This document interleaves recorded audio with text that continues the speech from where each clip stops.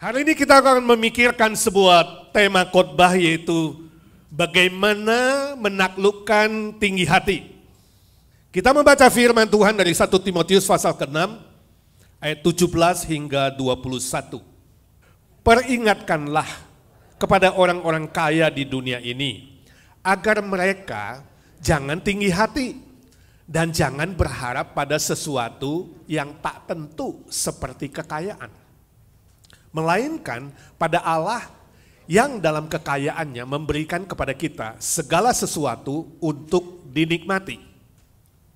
Peringatkanlah agar mereka itu berbuat baik, menjadi kaya dalam kebajikan, suka memberi dan membagi, dan dengan demikian mengumpulkan suatu harta sebagai dasar yang baik bagi dirinya di waktu yang akan datang untuk mencapai hidup yang sebenarnya. Hai Timotius, peliharalah apa yang telah dipercayakan kepadamu. Hindarilah omongan yang kosong dan yang tidak suci, dan pertentangan-pertentangan yang berasal dari apa yang disebut pengetahuan.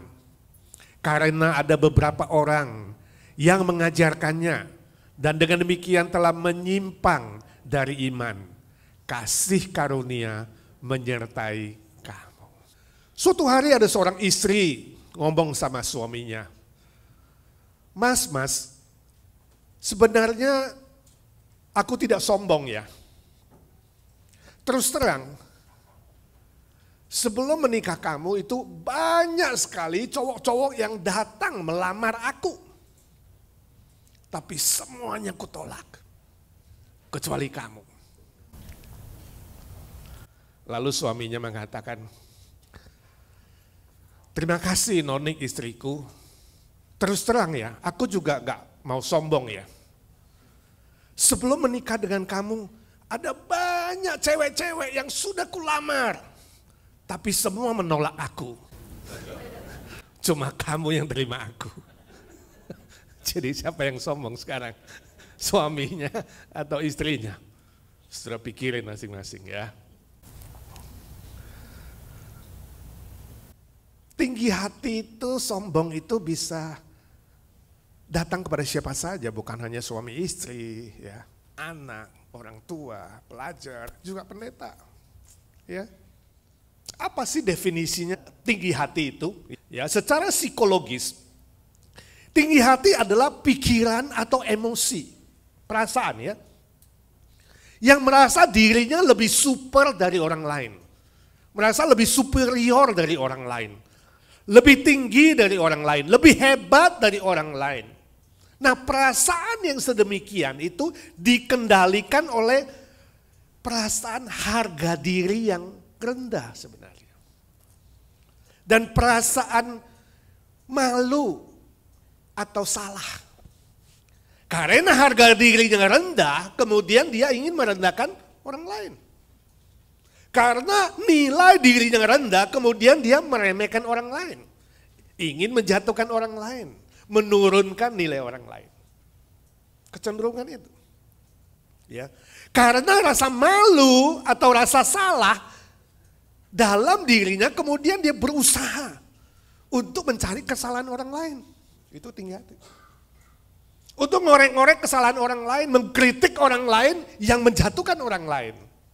Dan dia sendiri tidak mau dikritik, tidak mau dievaluasi, tidak mau dinilai, dia menutup dirinya. Sebab apa? Ada rasa salah, ada rasa malu di dalam hidupnya. Itu tinggi hati. Hidupnya tertutup. Secara psikologis, tinggi hati adalah emosi yang bersifat negatif. Emosi yang menghasilkan karakter yang negatif dan merusak baik bagi diri sendiri maupun bagi orang lain. Nah, bagaimana menurut Alkitab? Secara Alkitab, tinggi hati adalah dosa yang memiliki sebuah kekuatan. Ada force di dalamnya. Kekuatan untuk merusak apa saja yang dia anggap menjadi saingannya. Baik orang lain, termasuk secara tidak sadar merusak diri sendiri. Saudara tahu dosa pertama masuk ke dunia ini gara-gara apa? Tinggi hati. Salah satu kepala malaikat yang bernama Lucifer, dia begitu tinggi hati ingin meninggikan dirinya sejajar dengan Tuhan. Kemudian dia harus dijatuhkan ke bumi. Dan dia menarik sepertiga pasukan malaikat beserta dia. Itulah iblis. Kemudian dosa Hawa dan Adam, akarnya adalah apa? Tinggi hati. Sebab yang ditawarkan adalah apa? Kamu akan menjadi sama seperti Tuhan. Jatuh. Tinggi hati adalah akar dari semua kejahatan, semua dosa yang berbahaya. Amsal 8 ayat 13 memberitahu kepada kita Allah membenci orang yang congkak dan sombong. Amsal 15:25, rumah orang yang congkak akan dirobohkan Tuhan. Amsal 16 ayat 5, orang yang tinggi hati adalah kekejian, kenajisan bagi Tuhan. Amsal 16 ayat 18, kecongkakan mendahului kehancuran dan kegagalan. Dan tinggi hati mendahului kejatuhan atau kegagalan. Sangat-sangat berbahaya. Sebab itu hari ini Tuhan ingin kita belajar bersama-sama, saudara dan saya, bagaimana menaklukkan tinggi hati. Dari teks yang barusan kita baca, kita mau belajar ada 3 cara. Cara yang pertama adalah mengakui keterbatasan diri, ayat 17. Ya, di situ dikatakan jangan tinggi hati karena kekayaan.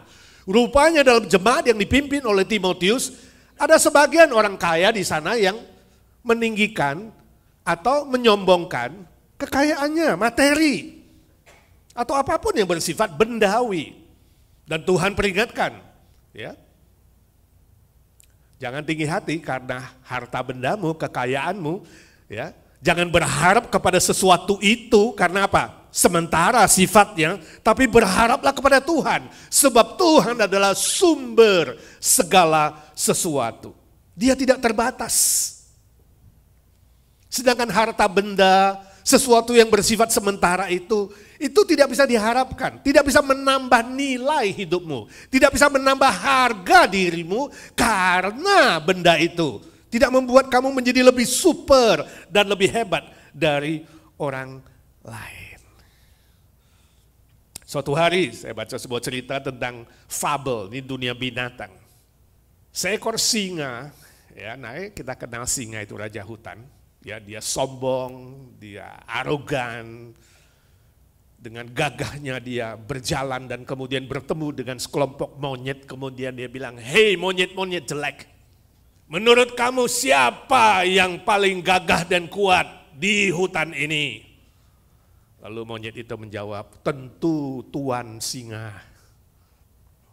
Dia senang, kemudian makin sombong dia jalan lagi bertemu dengan serigala. Dia katakan, hei serigala-serigala yang licik, menurut kamu siapa yang paling kuat dan gagah di hutan ini?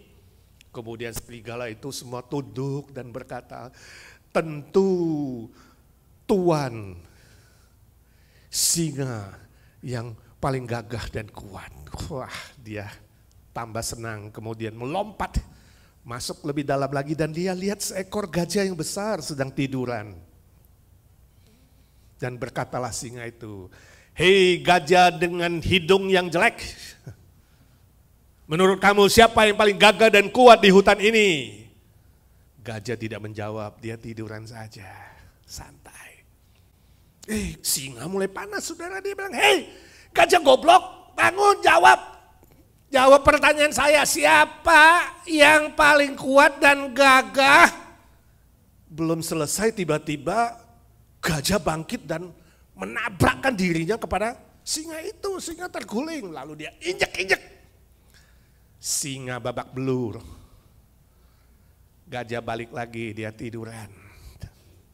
Singa bilang dengan nada yang ngos-ngosan karena sudah babak belur. Dia bilang, gajah, kalau lu gak tahu jawabannya, jangan marah gitu dong. Saudara, ini cuma cerita lucu, fabel, tapi memberitahukan kepada kita bahwa tinggi hati itu mendatangkan kejatuhan, kegagalan, dan kehancuran. Permisi tanya saudara, kalau hari ini saudara mau menyombongkan sesuatu, kira-kira apa yang bisa saudara sombongkan? Kecantikanmu? Kekayaanmu?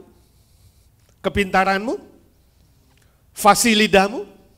Kuasamu? Otoritasmu? Apa yang bisa saudara sombongkan kalaupun ada yang bisa disombongkan? Saudaraku, apapun yang nanti kau sebutkan, itu semua terbatas. Terbatas. Gak bisa menambah nilai atau harga dirimu yang sesungguhnya. Hati-hati saudara. Ketika engkau sadar bahwa semua itu terbatas, semua itu tidak bisa diharapkan, semua itu tidak bisa menolong, di situ saudara mulai mengalahkan tinggi hati. Amin. Jadi kunci pertama, mengaku, ya Tuhan, aku tidak hebat. Apapun yang aku punya itu terbatas Tuhan, biar aku berharap kepadamu. Di situ rahasia pertama, kunci pertama, kamu mulai menghancurkan tinggi hati yang menggerogot di pikiranmu dan hatimu. Yang kedua, cara yang kedua, ayat 18, menjadi berkat bagi orang lain. Firman Tuhan mengatakan apa? Peringatkan supaya mereka berbuat baik. Nah, istilah berbuat baik, menjadi kaya dalam kebajikan, suka memberi dan membagi, itu artinya apa? Menjadi berkat bagi orang lain. Kenapa menjadi berkat bagi orang lain adalah rahasia mengalahkan tinggi hati? Sebab pada saat kamu bertekad untuk menjadi berkat bagi orang lain, pada detik itu kamu mulai memikirkan kepentingan orang lain, bukan dirimu. Kamu mulai memikirkan kebutuhan orang lain. Dan tinggi hati mulai digeser dalam hidupmu. Sebab kamu lebih mementingkan kepentingan dan kebutuhan orang lain. Tinggi hati mulai dikikis dan kerendahan hati mulai diproduksi. Suatu kali ada seorang anak sekolah, dia pulang dari sekolahnya, dia senang sekali. Mamanya mengatakan, kenapa kamu kelihatan senang anakku?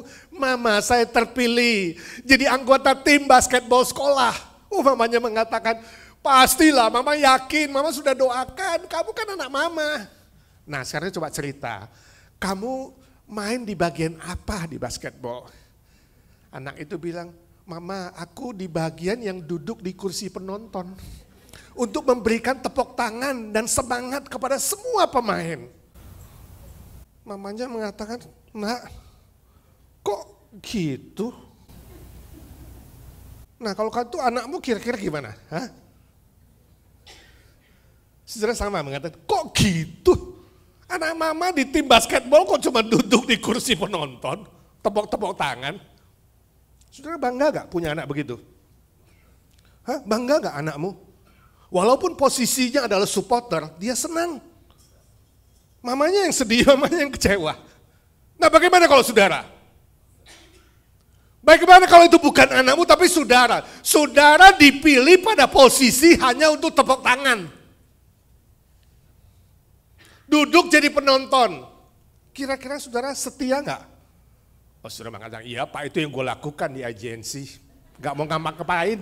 Gue duduk aja tepuk tangan, hore, orang nyanyi hore, duduk gak mau ngapa-ngapain. Bukan itu maksud saya, saudara jangan salah mengerti. Lalu semua jadi pasif, bukan.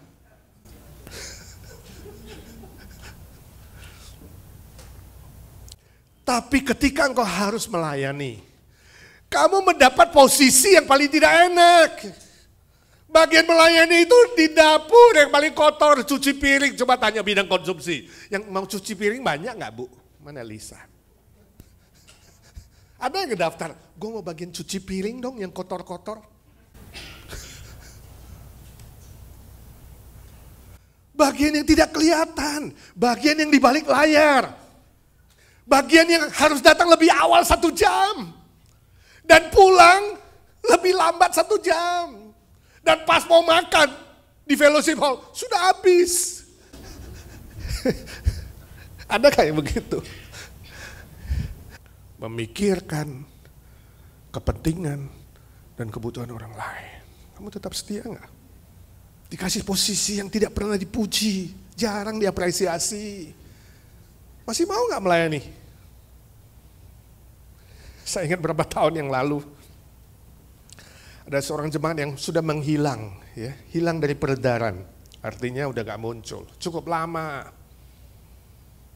Telepon, saya email, kontak tetap gak muncul. Lalu suatu kali saya visit. Setelah visit, kelihatan baik-baik, oke, tetap gak muncul. Jadi cek punya cek, teman-teman yang lain, cerita ini orang. Terus terang saya gak mau lagi ke gerejanya. Ketemu Pak Edi. Pak Edi itu ya, dia tidak kenal saya. Masa di gereja itu ya, suatu kali Pak Edi panggil saya, suruh saya tarik tong sampah. Tong sampah. Padahal saya di Indonesia ini ya, saya manajer yang saya ngatur banyak pegawai. Udah hampir sejajar dengan direktur, dia gak tahu saya. Jadi tersinggung ceritanya. Karena suatu kali saya salaman dengan jemaat di depan, lihat itu makan-makan gak ada tong sampah, saya minta tolong dia tarik tong sampah karena saya masih salaman dengan orang lain. Tersinggung. Sudah ada yang tersinggung nggak di sini kalau yang saya minta tolong tarik tong sampah? Suami-suami yang buang sampah siapa? Angkat tangan suami-suami. Atau istri juga yang harus buang. Ada yang pernah cuci WC sini?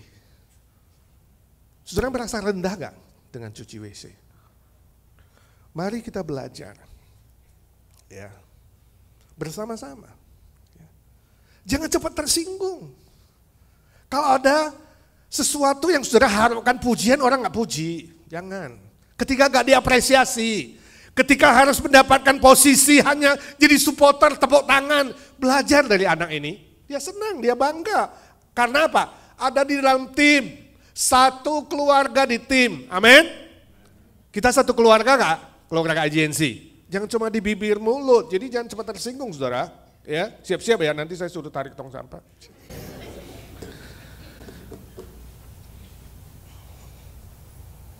Ketika saudara bertekad, Tuhan jadikan hidupku berkat untuk orang lain. Sebab aku lebih dulu diberkati Tuhan, biar aku memberkati orang lain. Ketika kita bertekad itu saudara, pada saat yang sama, tinggi hati dihancurkan, arogansi dikalahkan, dan saudara bisa merayakan keberhasilan orang lain.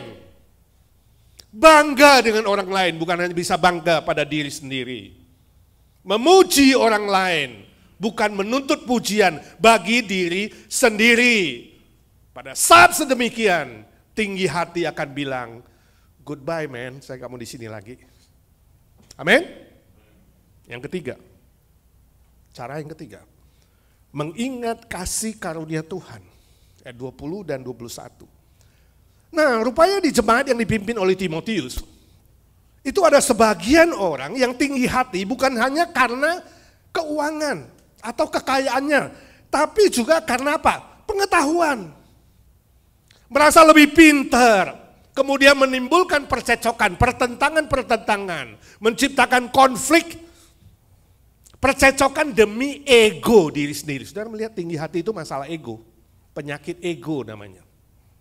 Lalu mengucapkan omongan yang tidak suci, yang kotor, yang najis, yang memalukan. Nah ini kalau sudah menjelekkan orang kan begitu kan. Kita gak senang, yang kita persoalan kan bukan masalahnya, bisa saja jelekin orangnya. Memang orangnya begitu, ya kan dasar apa sih? Hati-hati, ya. Lalu omongan yang kosong, nah ini juga tinggi hati, omong gede, ya kan? Omong gede itu omong kosong, omong gede. Gua dulu ya bisa begini, gua dulu ya gua. Karena tinggi hati itu cuma ada 3 orang di muka bumi ini, 3 manusia, yang lain dia gak kenal, yaitu apa? Saya, aku, dan gue. I, me, and myself. Masalah ego. Ya.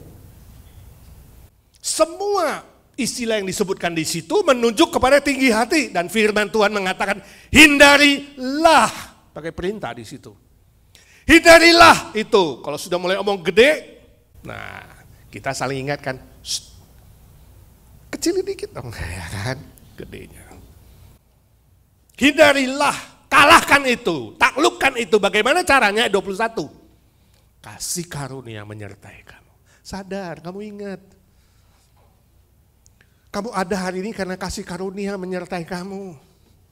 Ingat itu. Kasih karunia itu adalah pemberian, anugerah dari Tuhan. Kalau tidak ada anugerah dari Tuhan, kamu gak seperti hari ini. Jangan sombong, kira-kira begitulah. Ingat kasih karunia Tuhan. Kalau ingat kasih karunia Tuhan artinya apa? Tuhan yang dipuji. Kita terima kasih kepada Tuhan, bukan diri sendiri yang dipuji. Sebab keberhasilan kita adalah 100% anugerah Tuhan, kasih karunia Tuhan. Nah, saudara mungkin tanya, Pak, kalau hanya Tuhan yang dipuji dan ditinggikan, apakah Tuhan punya masalah ego? Karena dia mau dipuji kan? Pernah gak saudara pikir begini, kok Tuhan dipuji ditinggikan sih? Emangnya dia gila pujian? Emangnya dia gila hormat? Jangan-jangan Tuhan yang punya masalah tinggi hati nih, ya? Masalah ego. Saudara pernah pikir gitu gak sih? Tidak saudara, salah itu. Tuhan tidak membutuhkan pujian kita sebenarnya, karena dia sudah sempurna, maha sempurna. Gak perlu ditambahkan sesuatu. Tapi kenapa harus memuji Tuhan? Kenapa harus mengembalikan penyembahan dan peninggian bagi namanya? Itu karena kita. Sebab manusia itu pada dasarnya apa? Tidak tahan dipuji. Nah, kalau sudah dipuji terus apa lama-lama? Apa yang terjadi? Kepalanya besar, helm gak masuk. Kalau kita dipuji terus saudara, kepala jadi gede, yang kecil apa? Otaknya. Kepala gede, otaknya makin kecil karena dia pikir ini gue. Bukan mikirin Tuhan lagi. Hebat ya, ini gue. Nah, untuk menghindari itu, nama Tuhan harus dipuji. Contoh misalnya, suatu kali ada seorang bapak punya 5 orang anak. Bapaknya beli sebuah kuitar yang besar. Anaknya mau bagi, tapi sebelum bagi itu apa? Berantem. Kenapa berantem? Masing-masing mau yang paling besar. Menganggap diri dia paling hebat. Gue mau yang lebih gede. Ribut. Mau paling gede. Lalu bapaknya mengatakan, sini. Kuitannya ke sini. Jadi kuitannya diambil. Bapaknya yang membagi. Sesuai dengan kemampuan anak-anak. Akhirnya semua anak jadi senang. Dan berterima kasih kepada si papa, karena mereka gak jadi saling mukul. Nah saya tanya, si bapak terima apresiasi, pujian dan terima kasih. Waktu dia mendapat terima kasih karena bapaknya perlu gak? Karena bapaknya gila gak? Gila hormat gak? Bukan. Karena anak-anaknya tidak bisa menghandle tinggi hati. Saudara lihat sekarang. Kenapa kita harus setia memuji Tuhan, menyembah Tuhan, meninggikan Tuhan? Bukan soal Tuhan gila pujian, gila hormat, tapi soal kita manusia. Kita tidak tahan dan tidak mampu mengalahkan tinggi hati. Itu sebabnya kita harus memuji Tuhan. Waktu kamu memuji Tuhan, meninggikan Tuhan, mengingat kasih karunia-Nya, di situ kamu mengalahkan tinggi hati. Amin. Jelas? Hanya nama Tuhan yang patut dipuji. Dalam Lukas 18 kan muncul sebuah cerita, saudara kalau pernah baca. Ya, suatu kali Tuhan Yesus di bait suci melihat 2 orang berdoa. Satunya orang Farisi, satunya orang pemungut cukai. Farisinya berdoa gimana?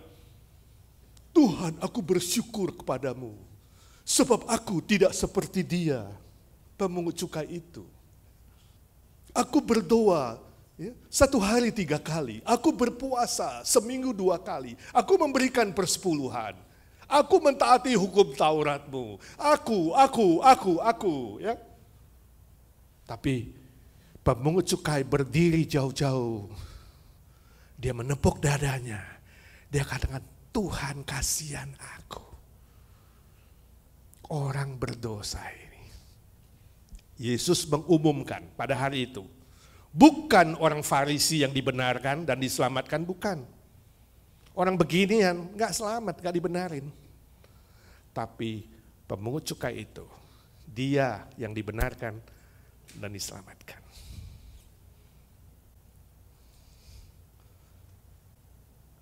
Versi modernnya gimana? Versi modernnya, Tuhan, aku bersyukur sebab di dunia ini ada aku yang di hadapanmu, yang tidak seperti dengan pelacur yang najis dan kotor itu.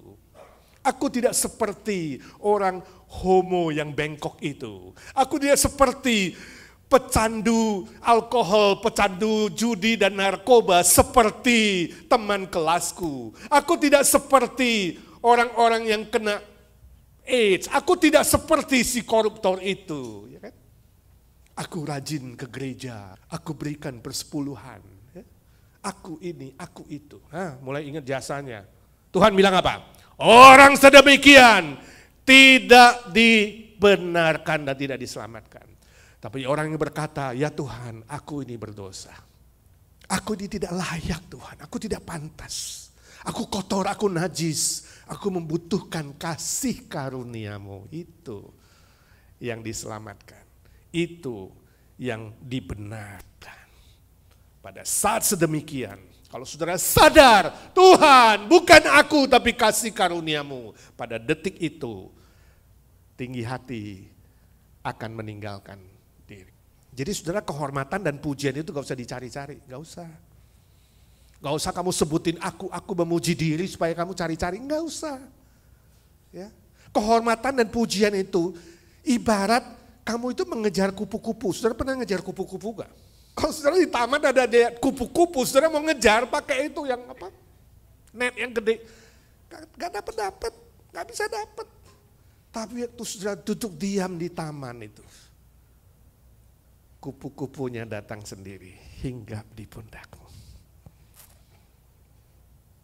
Pujian dan kehormatan semakin kamu cari, semakin pergi. Melayang lenyap. Tapi pada saat kamu tidak mencari, tidak mengejarnya, pujian dan kehormatan itu datang sendiri, pemberian Tuhan. Blaise Pascal, ahli fisika, ahli filsafat, dia katakan, kalau kamu mau mendapatkan kehormatan dan pujian, jangan pernah memuji dirimu dengan mulutmu sendiri. Ingat ini, jangan pernah memuji diri dengan mulut sendiri. Waktu kamu tidak memuji dirimu dengan mulutmu sendiri, pada saat itu Tuhan akan memberikan mulut orang lain yang memuji dan meninggikan kamu. Amin. Amsal 27 ayat 2 berkata, biar orang lain yang memuji dirimu dan bukan mulutmu. Rasul Paulus berkata, kalau aku mau bermegah atau menyombongkan, cuma salib Kristus yang kutinggikan dan kumegahkan. Padahal Rasul Paulus udah punya banyak hal untuk dimegahkan. Dia golongan elit, dari sukunya, dari farisinya, dari pendidikannya, guru paling besar, paling top itu dia belajar. Dia punya segala sesuatu, wah hebat dah. Tapi dia bilang apa? Semuanya kuanggap sampah setelah aku mengenal Kristus, kasih karunia-Nya dan salibnya. Perhatikan ini, jangan sampai benda atau materi membuat kamu merasa lebih bernilai atau lebih berharga. Saya tanya, kalau saudara pakai tas MIC, tahu nggak MIC? Made in China. Yang beli di downtown saudara, $9.99. $9. Ya. Lalu besoknya dapat hadiah karena kamu ulang tahun. Dapat tas yang mahal, apa ya mereknya tas mahal? Hermes atau Herpes ya? Ya pokoknya yang mahal lah, yang ribuan. Kira-kira kamu jalannya lain nggak? MIC jalannya lemas. Begitu Herpes sudah, Hermes.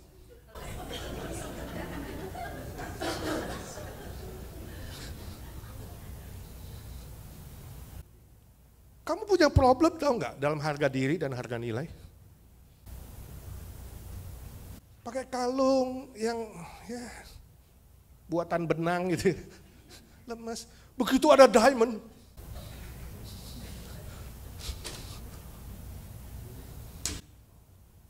kalau benda membuat dirimu lebih berharga, kalau materi membuat dirimu lebih berharga, kamu punya problem di konsep nilai. Ngerti nggak saudara? Buang itu. Harga dirimu adalah salib. Itu yang Paulus bilang, salib. Semua itu kuanggap sampah karena salib Kristus. Salib membuat kita bernilai kekal. Dosa diampuni, kepastian keselamatan, sukacita dari sorga. Oh, harga diri kita langsung diubah. Dari anak setan jadi anak Tuhan. Dari yang harus binasa sekarang jadi pemilik sorga. Saudara gak rasa itu paling berharga? Jadi kalau kamu benar konsep nilaimu, kamu mengubah benda jadi berharga. Mengerti?